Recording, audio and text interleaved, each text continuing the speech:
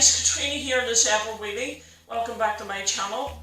Well, today I'm going to be making an attempt at making this. It is a red velvet cake mix. I haven't baked since I was in high school, so it's worth a try. So this is Betty Crocker's red velvet cake mix, and to make this I will need 105 ml of vegetable oil, which is about 7 tablespoons, 200 ml of water, 3 free-range eggs, 1 tub of Betty Crocker rich cream cheese style vanilla icing. Well, I got a different brand, but it does the same thing, and 2 8-inch well-greased tins. You might notice that I'm wearing my splints to do this. I only wear my splints when I'm doing things like this that require extra dexterity, because my wrists aren't that good, and neither are my fingers either. So what I do to protect my splints is I wear rubber gloves over them, like so. And that way they don't get messy. And plus the splints don't fray or anything, and nothing ends up in the food. There we go. That should keep them nice and clean. The other day I bought this from Amazon. It is an egg cracker for people with limited dexterity like myself. So this is my first time using it. It only arrived yesterday, so I'm going to try it out. I need to make the glaze for the bacon tins, so I'll need to crack an extra egg, but this has a little basket underneath it that collects the egg yolk, so I'm going to try that out first. Okay, so here goes nothing.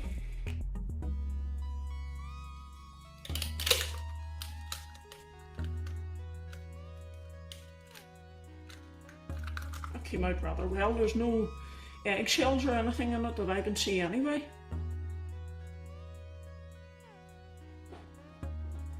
Oh God, I hate eggs.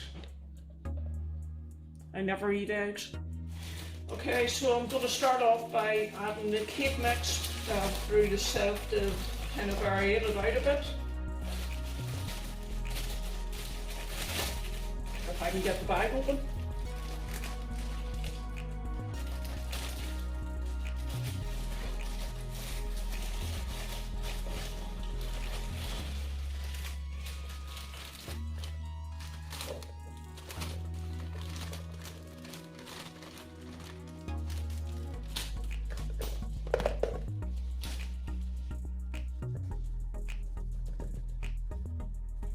I don't have an accessible kitchen, so I'm having to sit sideways here, so sorry for the bad shot. This just gets rid of all the old clumps. For the cake itself, I need 3 eggs, so I'm going to put these in now. And I've taken the little yolk separator thing off the bottom because I don't need that anymore.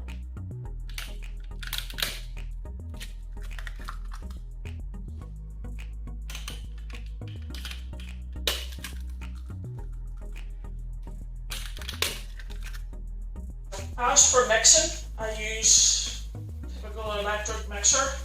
Saves the old arms. Now to give this a little mix. I should be really wearing an apron for this, but what the hell.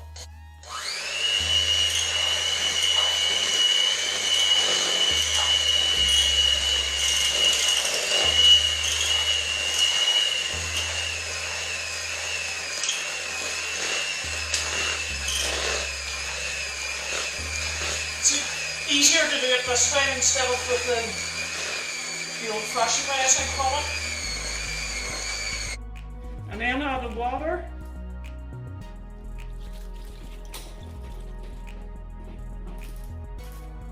Let's give that a stir in too.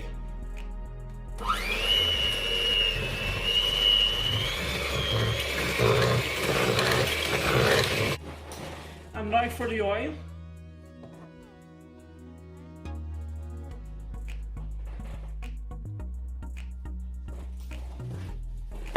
And give that a stir in as well.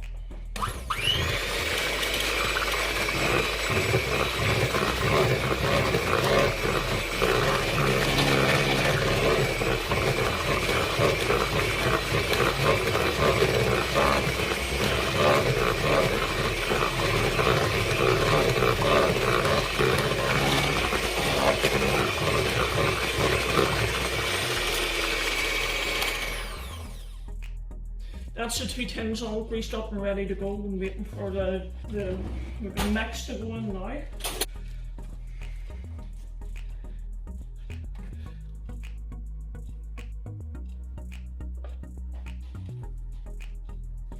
It'll be a miracle if I don't spill this, you know.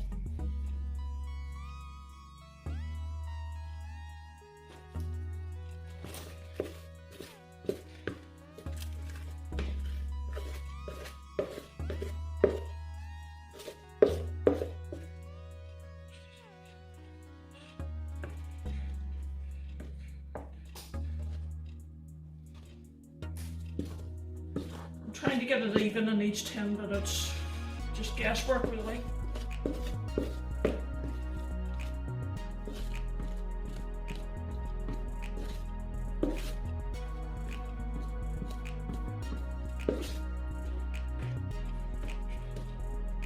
Now it's time for these 2 to go in the oven.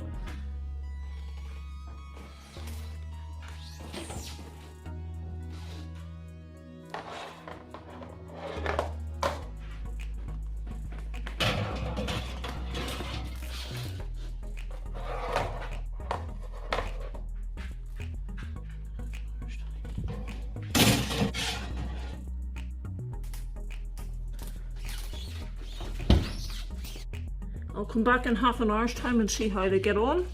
So as well, I've got a dishwasher for all of this, isn't it? Or I'll be here all day. Well, I think they look ready, so let's see.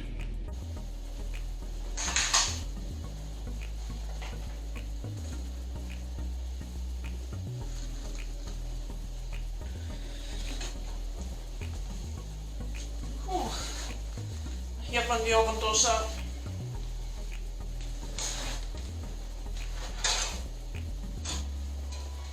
It's definitely risen. It's not red, but that's the only thing.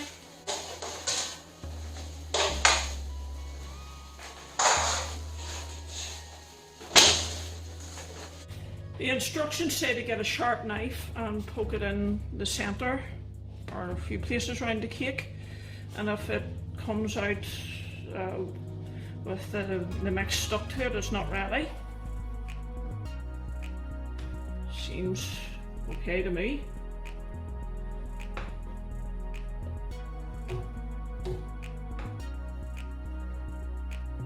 I can't see anything on that, can you? I'll leave these for a few hours to cool down before I even attempt to take them out of the tin. Knowing my luck, they'll fall apart or they'll end up on the floor or something. And then I'll get the cream and the icing put on it. And now for the moment of truth.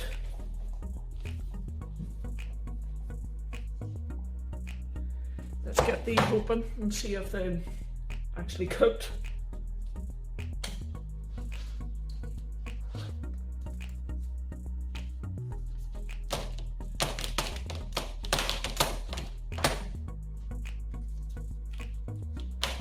That one's stuck a bit, but it didn't come out too bad. See, because I used a bigger tin, it didn't rise so much, so but it'll do. It'll all go to the same place anyway. So I'm going to use this Tesco vanilla flavour frosting for the middle of the cake.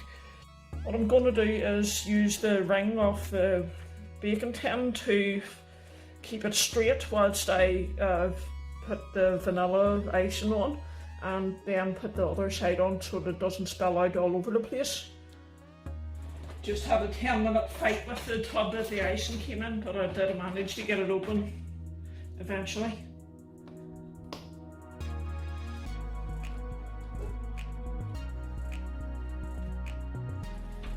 I'll try and spread it out a little bit with this spoon.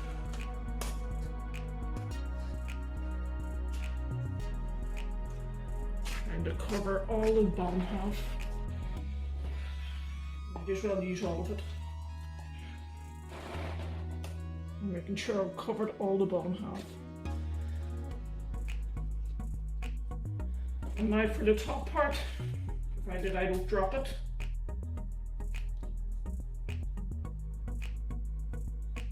Just pressing down on it gently.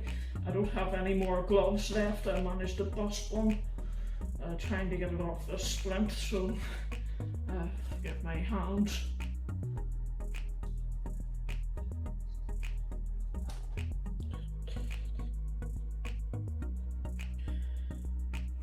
Well, it didn't turn out too bad, did it? Now time for the icing. I don't think that turned out too bad really. It's supposed to be red velvet cake, but it turned out like this. So I wondered what it's like on the inside. I've already rolled out the icing, so let's give it a try. There's a little bit anyway. The trick I was taught to do with icing is to use greaseproof paper to roll it out instead of flour, and then it's not as messy.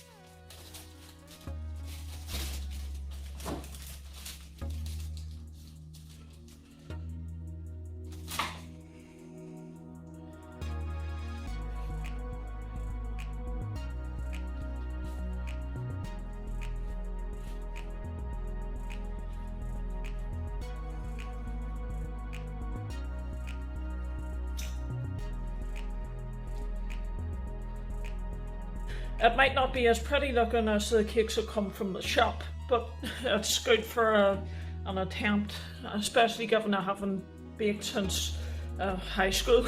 I think I should have put the sides on first and then the top part of the icing, but it's a good attempt. It didn't quite turn out as red as the picture on the box did, but I'm happy with it. Now for the big taste. Okay, so here we go. Moment of truth.